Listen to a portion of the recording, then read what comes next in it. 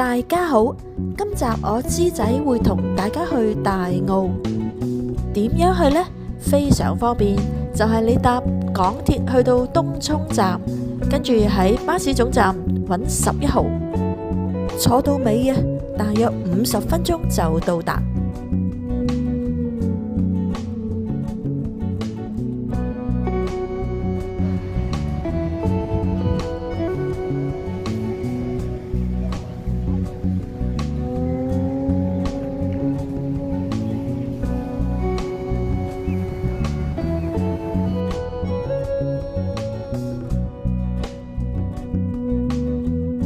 坐咗成粒鐘車落到嚟，首先揾個洗手間，然後再去揾食。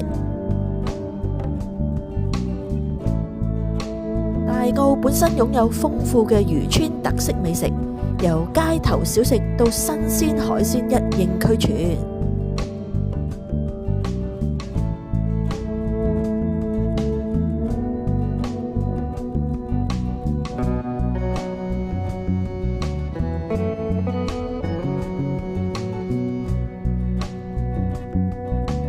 佢嘅價格雖然唔算特別平，不過真係新鮮好味道㗎。呢一兜墨魚真係唔錯，夠爽口彈牙。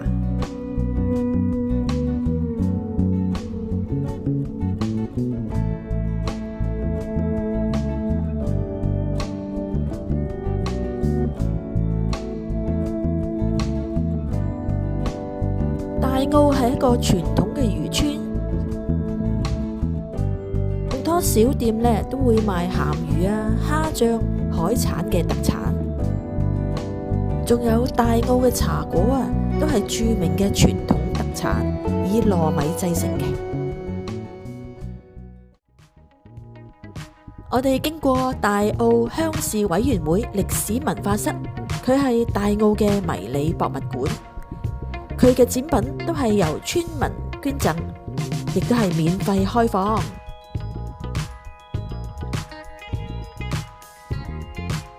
展品包括有40、50年代漁民捕魚嘅工具啦，又有日常生活嘅用品，包括結婚禮服舊照片拆毀咗嘅古建築梁柱。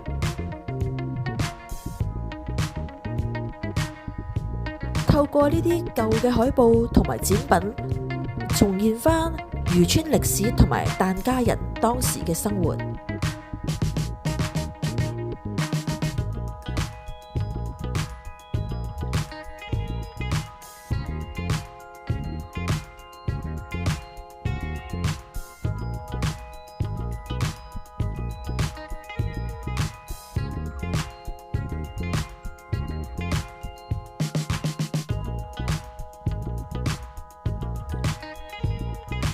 喜歡睇歷史嘅朋友絕對應該入嚟參觀。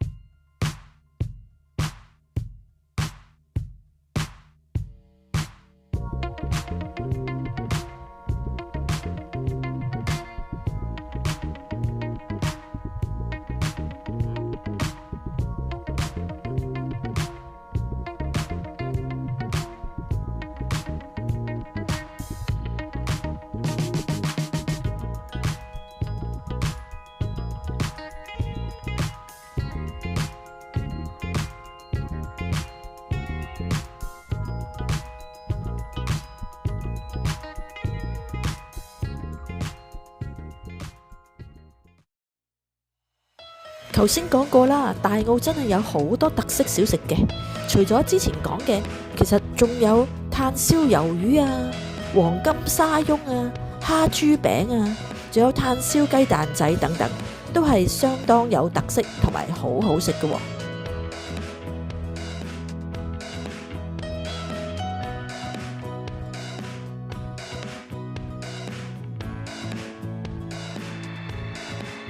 除咗飲飲食食之外，其實佢都有好多特色小店可以去欣賞下。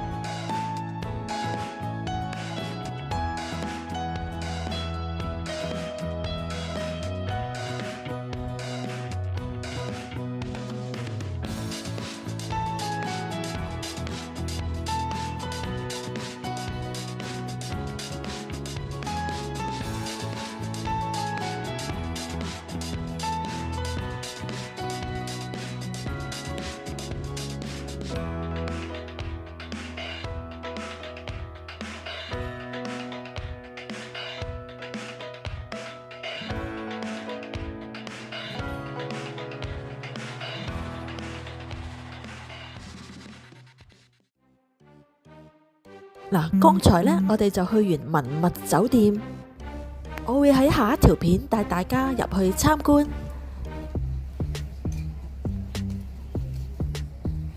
依家呢，就出返嚟繼續探索大澳。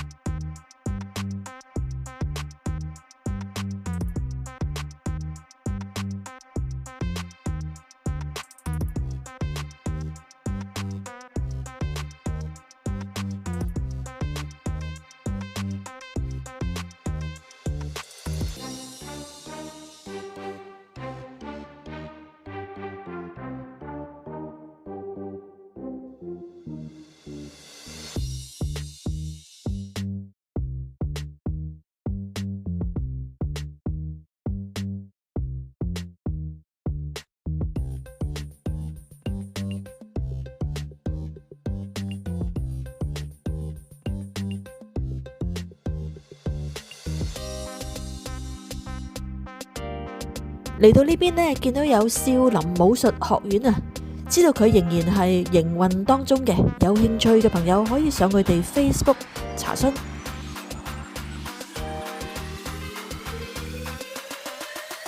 而喺少林學院嘅側間有條小徑，可以行上去觀景台，有機會見到白海豚添㗎。